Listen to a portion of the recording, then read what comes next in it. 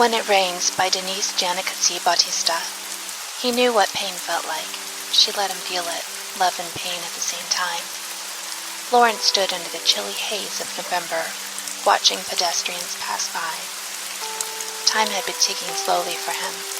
He wished it had been that slow before, like the dawdling ash-gray clouds in the sky moving towards the small town of San Antonio. Ear-splitting thunder ricocheted before the rain fell down like miniature hammers. Umbrellas dotted the sidewalks, newspapers and magazines were open for cover. His feet brought him across the street where he found the familiar wooden signpost, the Booklander, hanging by the small structure at the corner of the street. By looking at its faded and worn-out painted walls, it was easy to see how long it had been left abandoned. He leaned closer to the tainted window and wiped the layers of dust covering off with his bare hands.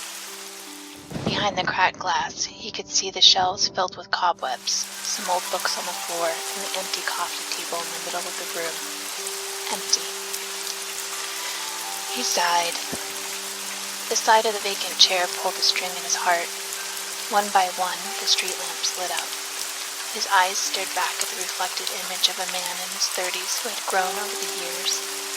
He closed his eyes and listened to the sound of the splattering rain on the pavement. Each teardrop was a piece from a puzzle of the memory reconstructed in his head. Slowly, he drifted back in time. It felt like the clock turned back its hands. He opened his eyes, now facing the 25-year-old guy who had gotten lost that rainy night. When It Rained by Danise Janica.